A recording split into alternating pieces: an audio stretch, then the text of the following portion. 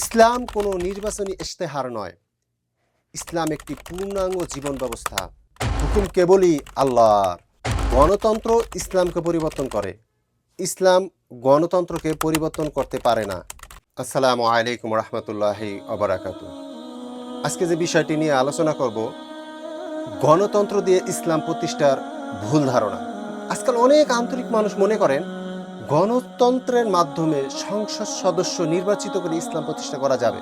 এই চিন্তাটি শুনতে সুন্দর, আবেগী এবং ইমানদার মনে হলো, দুঃখের কথা হলো এটা বাস্তবতার সাথে সম্পূর্ণ সাংঘর্ষিক।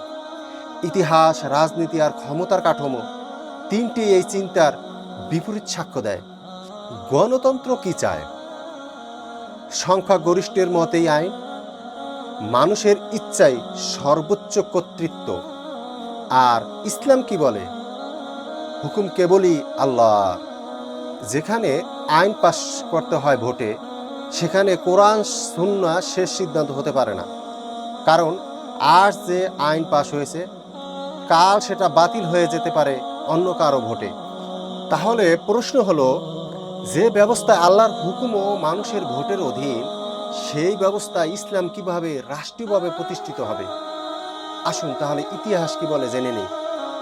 আমরা যদি অতীত ইতিহাস দেখি, মুসলিম বিশ্বের বহু দেশে ইসলামী দল ক্ষমতায় এসেছে, কিন্তু কোথাও পূর্ণ ইসলামী শাসন প্রতিষ্ঠিত হয়নি। কোথাও সংবিধান বদলাতে দেওয়া হয়নি, কোথাও সুদ ভিত্তিক অর্থনীতি ছোঁয়া যায়নি, কোথাও বা পশ্চিমা চাপে উপেক্ষা করা যায়নি। কারণ সংসদে গিয়ে তারা এমন এক ব্যবস্থার অংশ হয়ে গেছে যেটা আগে থেকেই ইসলামকে সীমাবদ্ধ করে রেখেছে।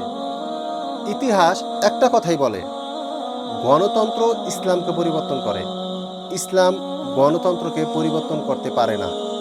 তাহলে ইসলামী দলগুলোর ভূমিকা কি? এখানে ভুল বুঝাবুঝি করা যাবে না। ইসলামী দল মানেই শত্রু, একথা আমরা কেউ বলছি না।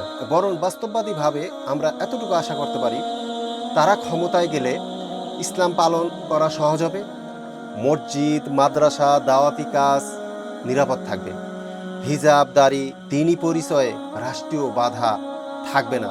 অর্থাৎ ইসলাম প্রতিষ্ঠা নয়, ইসলাম পালন করার স্বাধীনতা। এতটুকুই তাদের মাধ্যমে সম্ভব। এর বেশি আশা করা নিজেকেই ধোঁকা দেওয়া।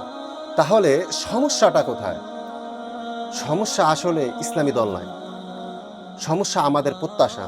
আমরা চাই একটি অন ইসলামিক সিস্টেম ব্যবহার করে একটি পূর্ণ ইসলামী রাষ্ট্র। এটা ঠিক যেন আগুন দিয়ে পানি নেভানোর চেষ্টা করা।